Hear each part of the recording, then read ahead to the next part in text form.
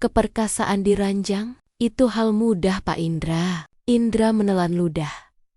Tubuhnya panas dingin. Di hadapannya ada Salsa, sang dokter pemilik klinik keperkasaan pria.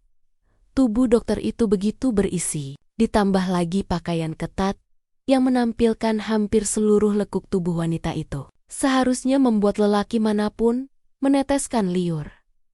Begitu juga dengan Indra. Sayangnya, perkakas miliknya sama sekali tak terpengaruh. "Sembuhkan saya, Dok." Salsa tersenyum samar. Lalu tanpa oba-oba mendekat ke hadapan Indra. "Bukalah celanamu. Kita mulai sekarang." Tubuh Bella telentang di atas ranjang, bersinar keemasan, diterpa lampu tidur. Kulitnya halus, lembab, dada naik turun. Titik kecil di tengah dadanya mengeras oleh udara dingin dan hasrat yang belum tersalurkan. Rambut panjangnya menjuntai di bantal, seperti aliran tinta di kanvas. Kaki terbuka lebar, mengundang. Indra ada di atasnya. Telanjang, berkeringat, tapi tidak panas karena gairah. Justru karena panik, ia menekan pinggulnya perlahan. Tubuhnya ingin bergerak. Bella menggigit bibir, bersiap menyambut. Tapi miliknya lemas. Sekali lagi, Bella membuka mata. Tatapannya turun ke bawah tubuh Indra, lalu kembali ke wajahnya. Astaga, lagi. Indra menunduk. "Maaf," kata itu begitu sering keluar, sampai rasanya hambar. Ia berguling ke samping, membelakangi istrinya, mencoba menyembunyikan wajah.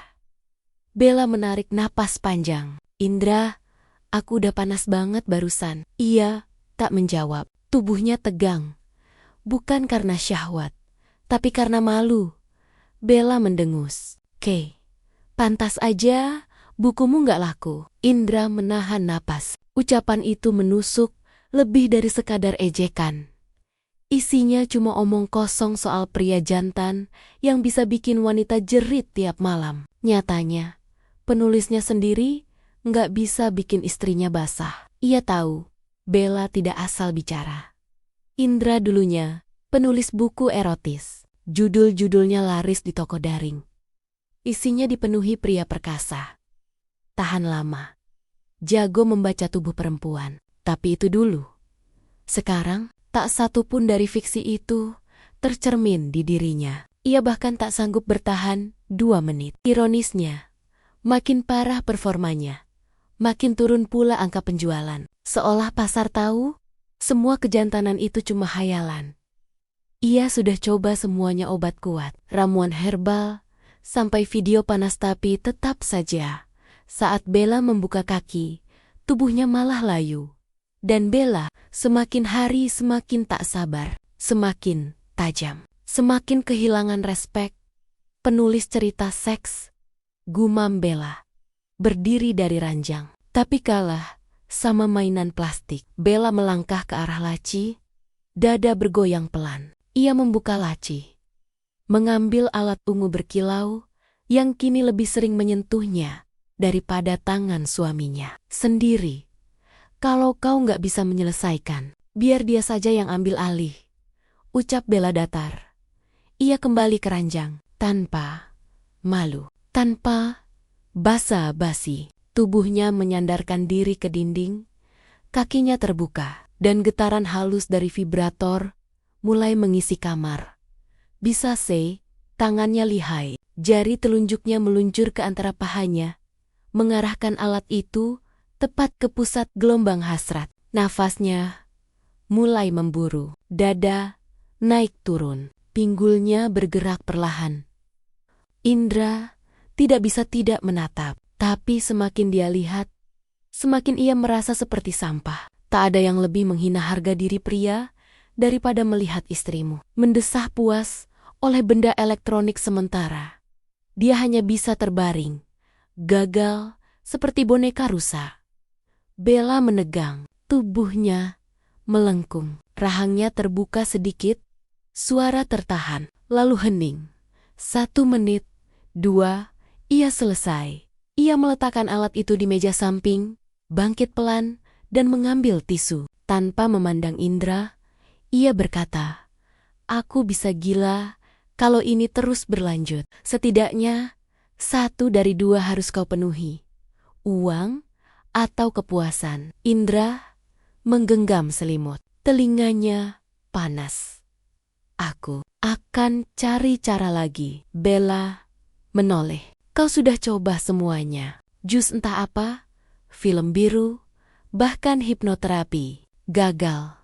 Semua. Aku bosan lihat kau ngotot pakai cara aneh.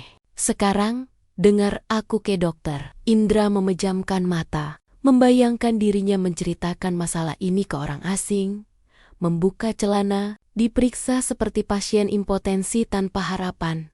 "Harga dirimu udah jatuh, Indra. Kau cuma belum sadar," lanjut Bella, tajam. Ia mengambil baju tidur dan masuk ke kamar mandi. Bunyi air menyala. Indra berguling ke samping, menatap alat getar itu di meja. Alat kecil itu sudah 3 kali lebih memuaskan Bella dalam seminggu terakhir, sementara dirinya tak satu pun. Malam itu, Indra tidur. Ia menyalakan ponsel dan membuka halaman demi halaman pencarian. Sampai akhirnya ia melihat satu link mencolok. Klinik vitalitas lelaki. Terapi langsung, bukan obat. Hasil terbukti, dokter wanita berpengalaman. Testimoni di bawahnya, seperti ditulis oleh pria yang hampir bunuh diri, lalu kembali jadi alfa. Semua menyebut satu hal. Dokter Salsa. Namanya misterius. Ulasannya konsisten. Indra tak tahu kenapa, tapi tangannya mengklik. Keesokan harinya, Indra berdiri ragu di depan bangunan tua di pinggiran kota. Catnya kusam, jendelanya buram, dan di halaman hanya tumbuh semak liar serta pohon besar yang menaungi nyaris seluruh fasad klinik. Dari luar, tempat ini lebih mirip rumah terbengkalai yang cocok jadi lokasi syuting film horor dibanding pusat pengobatan. Papan namanya kecil, nyaris tak terlihat. Klinik vitalitas lelaki DR. Salsa, kenapa sepi sekali? Gumam Indra, melirik ke sekeliling. Kemana pasiennya yang katanya ribuan itu? Ia menarik napas. Tangannya menyentuh gagang pintu kaca. Kriet, deritnya nyaring, mengiris udara pagi yang sunyi. Saat pintu terbuka, aroma kayu tua dan bunga kering langsung menyeruak. Tidak ada suara, tidak ada langkah, tidak ada antrean. Dan tiba-tiba, "Selamat datang." Suara serak terdengar dari balik meja tinggi. Indra nyaris tersentak mundur. Bukan perawat muda dengan seragam ketat, seperti di bayangannya, melainkan seorang wanita tua. Rambutnya putih disanggul. Wajahnya seperti guru matematika dari neraka. Indra menelan ludah. Tempat ini benar-benar horor. Matanya menangkap. Bagaimana tatapan si nenek langsung turun ke arah bawah perutnya terang-terangan, tanpa sopan santun. Tatapan itu seperti menilai potensi atau kerusakan. Saya antar langsung ke ruang dokter tanpa konfirmasi data, tanpa tanya nama. Ia langsung berbalik. Indra mengikuti, seolah terhipnotis. Langkah mereka menyusuri lorong sempit yang pencahayaannya remang. Jantungnya berdebar tak karuan, antara takut dan penasaran. "Dokter, ada pasien baru." Tirai terbuka. Sosok wanita itu muncul dari balik ruangan.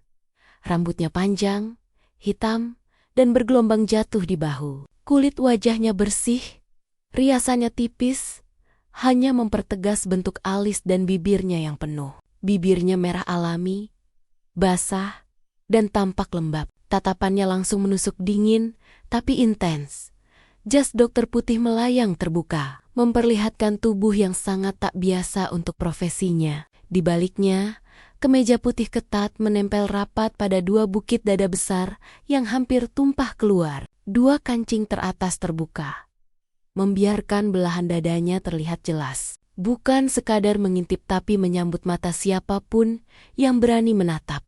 Rok span abu-abu tinggi menyatu dengan pinggulnya yang ramping dan padat. Kakinya jenjang, mulus, dan ditopang oleh heels hitam berkilau yang membuat setiap langkahnya terdengar mantap di lantai.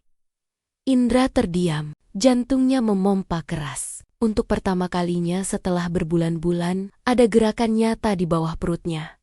Spontan. "Selamat pagi," ucap wanita itu dengan nada rendah dan tenang. "Saya, Der Salsa." Indra berdiri kaku.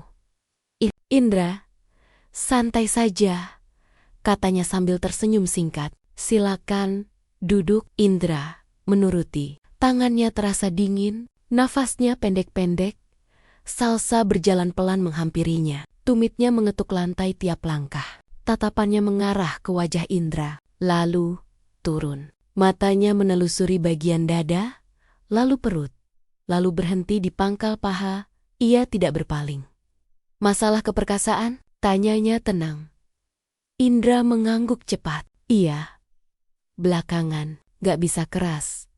Bahkan kalau sudah coba macam-macam." Salsa tetap diam, hanya menatapnya. Lalu ia mendekat, sangat dekat.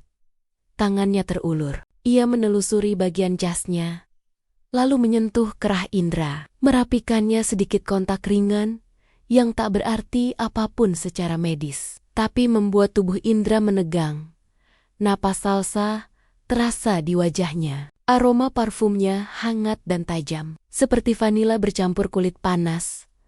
"Kalau kau ingin hasil cepat," bisiknya, "aku perlu lihat langsung kondisi dasarnya." Ia melangkah ke arah pintu. Tanpa bicara, klik, pintu dikunci dari dalam. Salsa menoleh lagi, tatapannya tak berubah. "Bukalah celanamu. Kita mulai sekarang." Indra menatap Dokter Salsa tanpa berkedip. Napasnya mulai tak teratur. Sementara itu, tangan gemetar membuka kancing celananya perlahan. Gugup dan tak percaya ini benar-benar terjadi. Celananya turun hingga lutut. Ia menunduk. Malu, bagian dirinya yang selama ini tak bisa berdiri tegak, kini berdiri. Tapi bukan karena obat atau imajinasi, melainkan karena wanita yang berdiri di hadapannya. Dengan aroma tubuhnya yang hangat dan suara rendah yang menusuk langsung ke pusat hasrat pria. "Bagus," gumam Salsa pendek. Ia mengenakan sarung tangan medis lateks bening dan duduk di kursi kecil dengan roda. Ia bergeser mendekati pangkal paha Indra, jaraknya hanya beberapa inci. "Rileks," katanya, sambil menatap matanya dari bawah. "Saya akan lakukan evaluasi dasar dulu. Kita perlu tahu, apakah ini murni psikologis atau ada kendala fisik tertentu." Indra hanya bisa mengangguk. Tangannya mulai menyentuh, lembut, profesional tapi tidak terasa seperti dokter biasa. Sarung tangannya dingin, tapi tekanan Yauri-Jerinia terasa mantap. Ia memeriksa perlahan, sambil melihat reaksi tubuh Indra. Bahkan napasnya terasa menyentuh bagian perut bawah Indra, membuat rambut halus di kulitnya berdiri semua. Tubuh Indra menegang. "Sensitif, Dok." Salsa hanya mengangguk. Jemarinya meraba pangkal batang, mengukur diameter, sedikit menekan bagian kepala, lalu ke sisi kiri. Tidak terburu-buru. Setiap sentuhan seperti uji rangsang dan jelas ada reaksi sangat nyata.